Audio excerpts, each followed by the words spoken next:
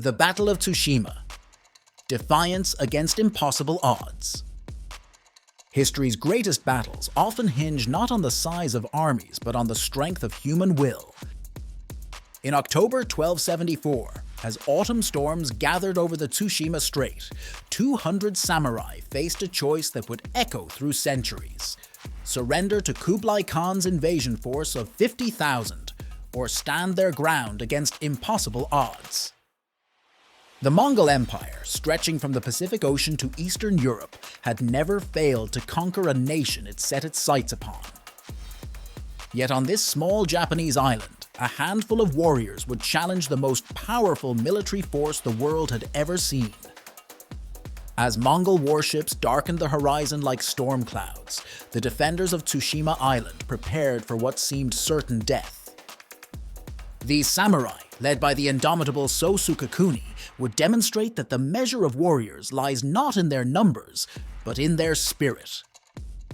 What unfolded over the next 72 hours would become one of history's most extraordinary military engagements, a battle that would shake the foundations of the mighty Mongol Empire and forever alter the course of East Asian history. The Khan's Shadow. By 1274, Kublai Khan had transformed the Mongol Empire into the most formidable military force in human history. From his opulent court in Xanadu, the grandson of Genghis Khan ruled over lands stretching from the Pacific shores to the Carpathian Mountains. Yet one prize continued to elude his grasp: the island nation of Japan, gleaming like a jewel on the eastern horizon. The great Khan, who had humbled the mighty Song dynasty of China and subjugated Korea, could not tolerate this gap in his dominion. The first whispers of invasion reached Japan through Korean merchants in 1268, carrying tales of vast shipyards along the Korean peninsula where over 900 vessels were under construction. Kublai Khan's military engineers had developed a new type of vessel specifically for the conquest of Japan: flat-bottomed ships capable of carrying hundreds of warriors, horses, and the Mongols' dreaded weapons of war. Among these was the most feared innovation in their arsenal: explosive bombs filled with gunpowder and shrapnel, a terrifying technology unknown to Japanese warriors. To command this massive force, Kublai selected the brilliant General Liu Futong, a veteran of the Korean campaigns. The invasion fleet would carry a multinational army: Mongol heavy cavalry, Korean infantry, and Chinese siege specialists. Each group brought their own fighting styles and weapons, creating a combined arms force unlike anything Japan had ever faced. The Khan's preparations were meticulous. His spies had already mapped the approaches to Japan's western shores, marking Tsushima Island as the critical first stepping stone. In the spring of 1274, Kublai dispatched his final ultimatum to Japan's imperial court. The message was clear: submit and retain autonomy under Mongol protection, or face annihilation. The response from Kyoto was silence, a deliberate insult that sealed the coming conflict. The great Khan, who had never known defeat, began to move his pieces into position. The invasion that would shake the foundations of East Asia was about to begin. Yet even as the Khan's shadow lengthened across the sea, he failed to account for one crucial factor: the unique spirit of the samurai warriors who guarded Japan's western approaches. These men, bound by the iron code of Bushido, would rather face death than surrender. On Tsushima Island, Sō Sukekuni and his small band of warriors began their own preparations, knowing they would be the first to face the Mongol storm. They could not have known that their stand would become legendary, but they understood with crystal clarity that they were all that stood between their homeland and the greatest invasion force ever assembled in East Asia. Sword of the Rising Sun. While Mongol warriors learned to fight from horseback before they could walk, the samurai of Tsushima had mastered the art of coastal defense through generations of fighting pirates and raiders. Their training began at dawn each day, practicing with the heavy, curved katana until their arms burned, honing techniques passed down through centuries. In the months before the invasion, Sō Sukekuni's men drilled in specialized formations designed for beach combat, tactics that would prove crucial in the coming battle. The geography of Tsushima itself shaped their strategy. The island's rocky coastline created natural bottlenecks where even a handful of defenders could hold off hundreds of attackers. Sō Sukekuni positioned observation posts along the cliff tops, connected by a network of signal fires that could spread warnings across the island in minutes. His men memorized every cave, every hidden cove, and every narrow path that could provide tactical advantages. They stockpiled arrows in strategic caches and prepared hidden routes that would allow small teams to strike and disappear into the forested hills. The samurai's greatest advantage lay in their armor. Unlike the Mongols' lighter leather and scale armor, Japanese warriors wore plates of lacquered iron laced together with silk cord, providing superior protection against arrows while remaining flexible enough for close combat. Their distinctive kabuto helmets, with their curved neck guards and fearsome face masks, were designed to deflect the downward strikes favored by mounted warriors. Each piece of armor was a work of art, but more importantly, it was a proven technology refined through centuries of civil war. In early autumn, as scouts reported increasing Mongol activity along the Korean coast, Sō Sukekuni gathered his men in the courtyard of Tsushima's main fortress. The setting sun painted their armor in shades of gold as he explained his unconventional strategy. Rather than meeting the Mongols in open battle suicide against their superior numbers, they would fight asymmetrically. Small teams would strike at landing parties, retreat into prepared positions, then strike again from unexpected directions. The island itself would become their weapon. The samurai's most potent asset, however, wasn't their weapons or tactics. It was their absolute commitment to their cause. The concept of surrender simply didn't exist in their worldview. These men had served together for years, shared meals, trained together, and many were related by blood or marriage. They fought not just for their own honor, but for their families living on the island and for their sacred duty to protect Japan's doorstep. As they made their final preparations, each warrior wrote a death poem, a samurai tradition that acknowledged the likelihood of their sacrifice while affirming their determination to die with honor if necessary. The Gathering Storm. On the morning of October 5th, 1274, a lone fishing boat slipped into Tsushima's harbor under cover of dawn mist. Its crew, who had been monitoring Korean ports, brought chilling news. The Mongol armada had departed with the autumn tide. The invasion fleet stretched across the horizon, hundreds of ships moving like a floating city across the strait. In the fortress above the harbor, Sō Sukekuni studied the detailed drawings the fishermen had smuggled out. The Mongol ships were unlike anything he had seen before. Wide-bottomed vessels designed to carry horses, massive Korean warships bristling with artillery platforms, and swift Chinese transport ships packed with troops. The next hours unleashed a flurry of activity across Tsushima. Signal fires blazed along the coast, summoning warriors from outlying areas. Farmers and fishermen evacuated to mountain strongholds, carrying what they could and burning what they couldn't. In the fortress armory, samurai methodically checked their equipment one final time, testing bowstrings, securing armor plates, and sharpening sword edges until they could split a falling hair. The air filled with the smoke of ritual incense as warriors made their final preparations, both practical and spiritual. Through his network of Korean informants, Sukekuni had learned the Mongols' battle plan. They would launch simultaneous landings at multiple beaches, overwhelming the defenders with sheer numbers before establishing a beachhead. But the Mongol commanders had fatally misunderstood their opponent. They expected the samurai to fight conventionally, to defend the beaches in force where they could be decimated by Mongol archery. Instead, Sukekuni had prepared an intricate web of ambush points and killing zones throughout the island's interior. As dusk approached on October 8th, the first Mongol scouts were spotted from the western watchtowers.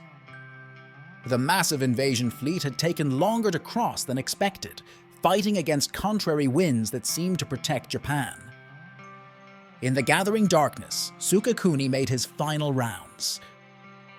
At each position, he found his warriors calm, focused, and ready. Many had already composed their death poems, following the ancient tradition of accepting mortality before battle. One young samurai's verse captured the spirit of them all. The autumn storm brings waves of invaders, but like the pine, we bend, never break. In the pre-dawn hours of October 9th, the temperature dropped sharply as a cold front moved in from the mainland. The sea grew restless, and dark clouds began gathering on the western horizon, a fitting backdrop for the clash of empires about to unfold.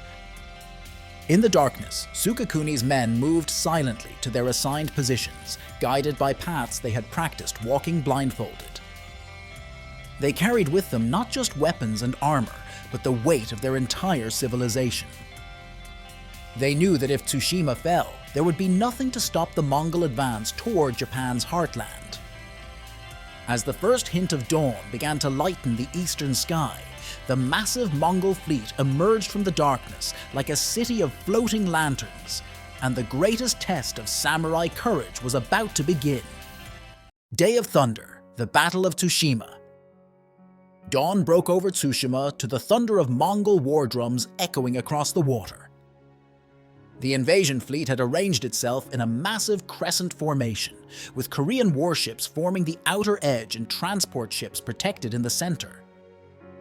As the morning mist lifted, the scale of the invasion force became clear.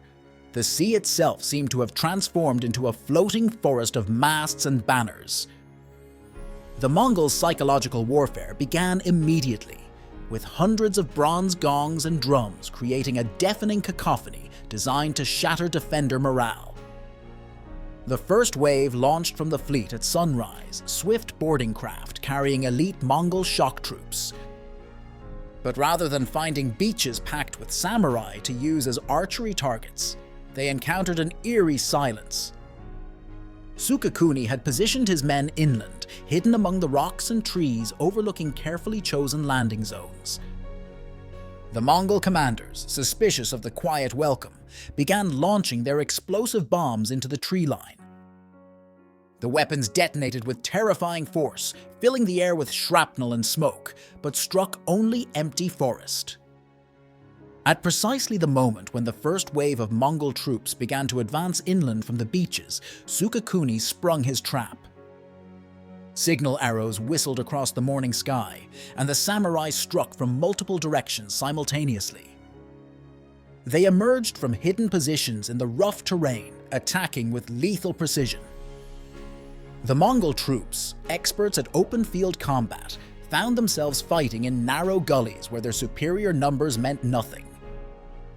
Their arrows, devastating in open battles, proved less effective among the rocks and trees where samurai could close to sword-fighting distance.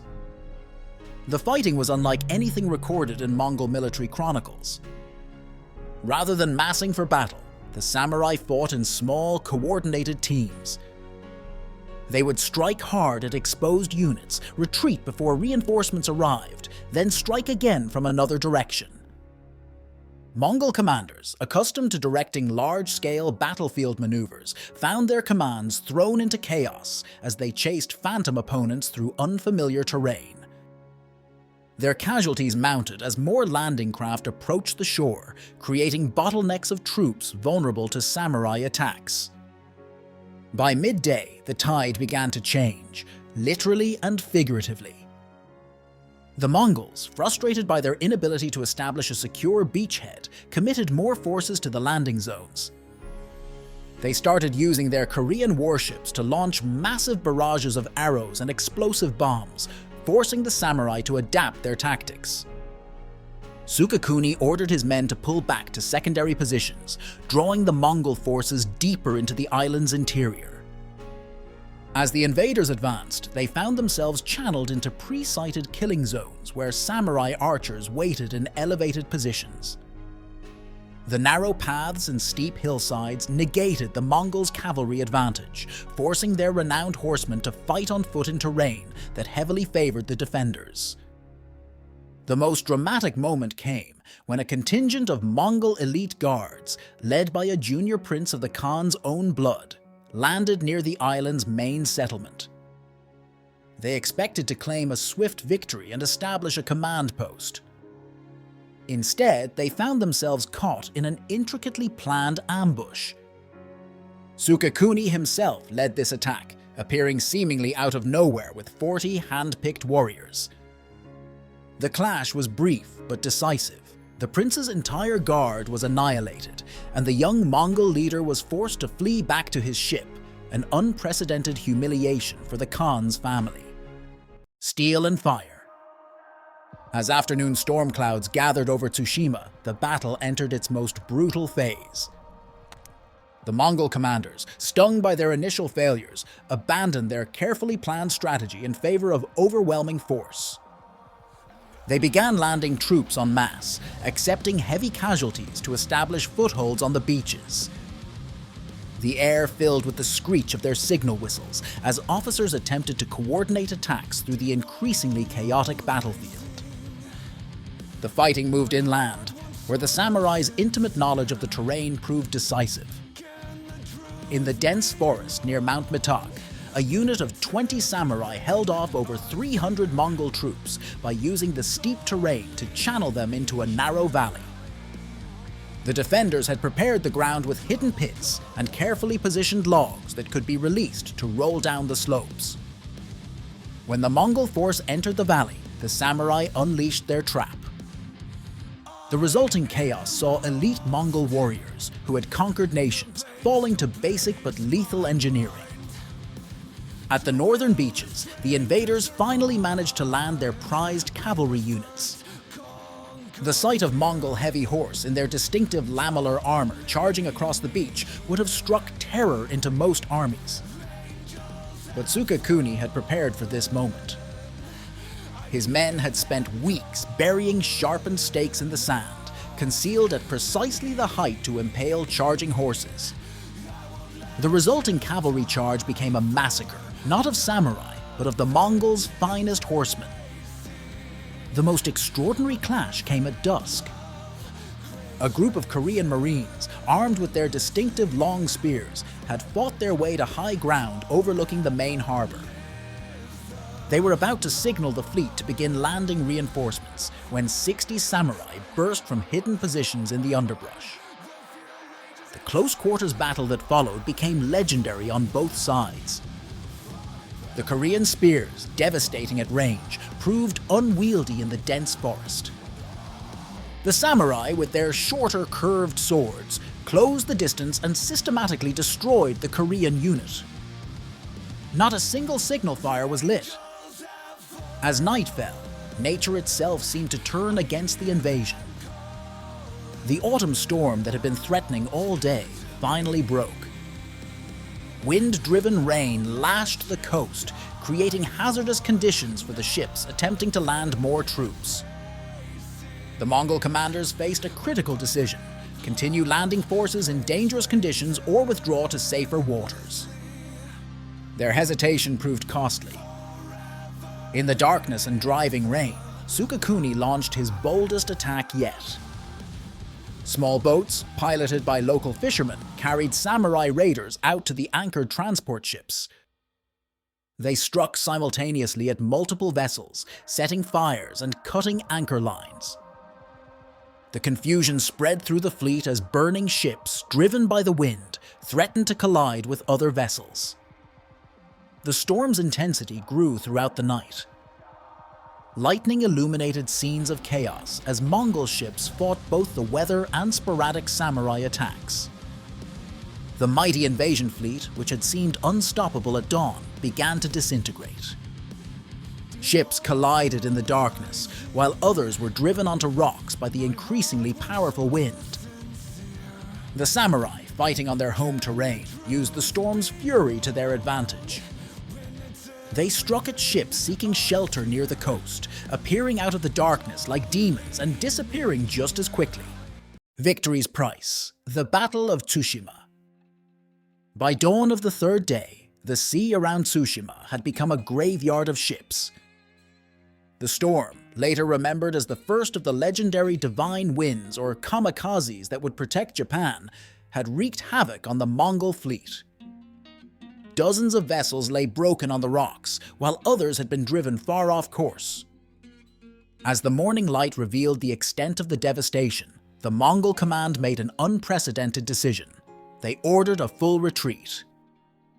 The cost of victory was staggering on both sides.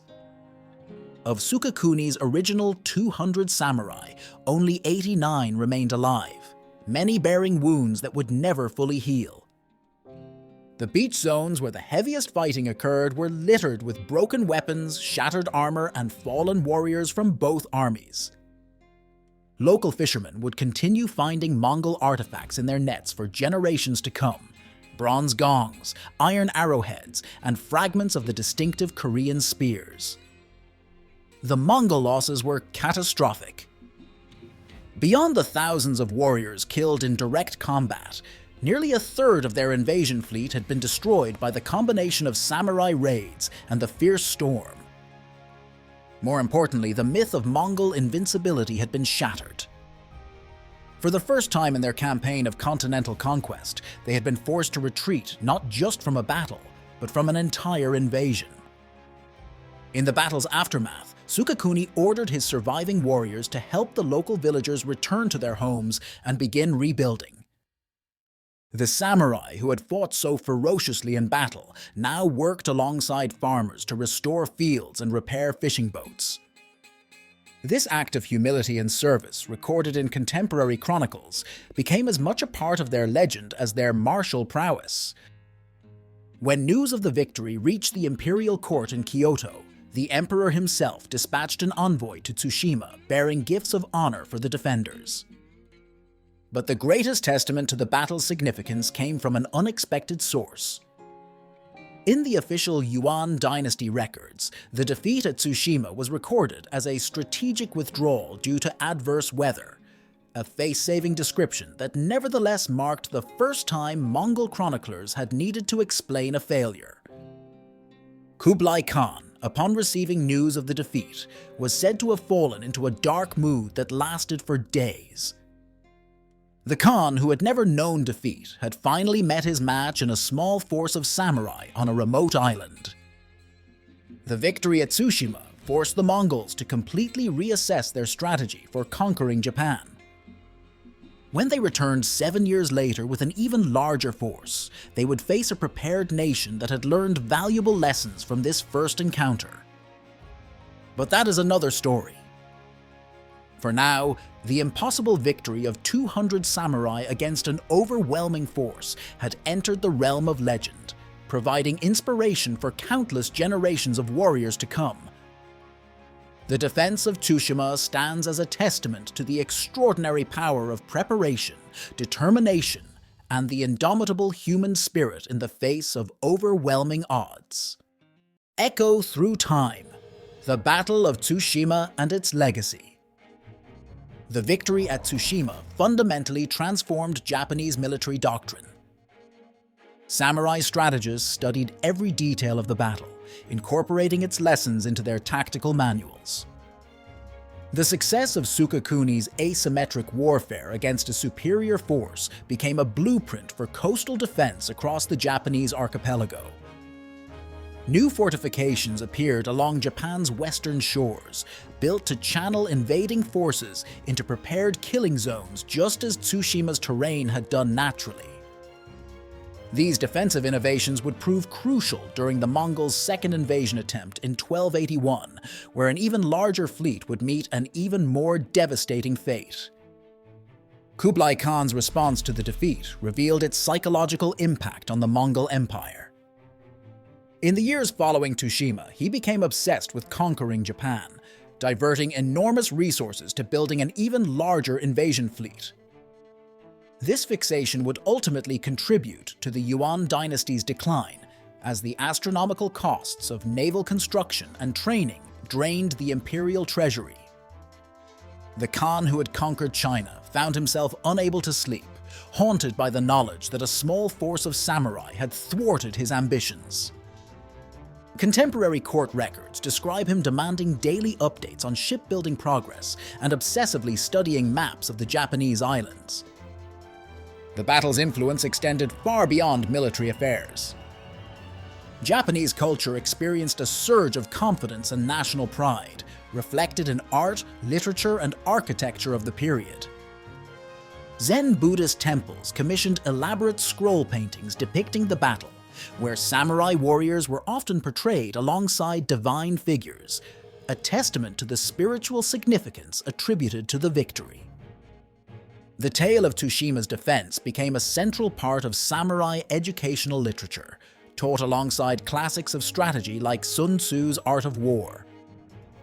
Perhaps most remarkably, archaeological excavations in the late 20th century began uncovering physical evidence that confirmed many details of the battle previously known only through written accounts. Marine archaeologists discovered Mongol ships preserved in the silt of Tsushima's bays, their wreckage still containing weapons, personal items, and even suits of armor. These artifacts now rest in museums across Japan, tangible connections to one of history's most extraordinary military engagements. The defense of Tsushima stands today as more than just a remarkable military victory. It represents the power of human will against overwhelming odds.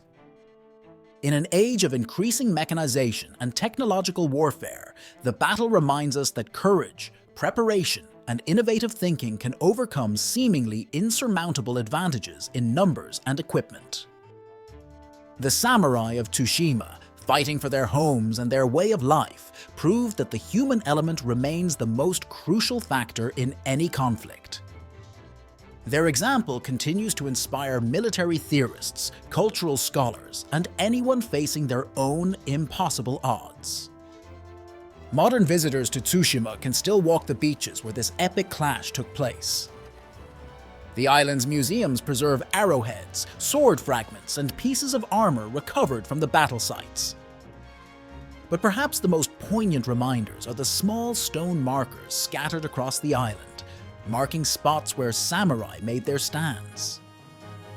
These simple monuments, weathered by centuries of wind and rain, bear silent witness to one of history's greatest examples of how skill, strategy, and indomitable spirit can change the course of nations.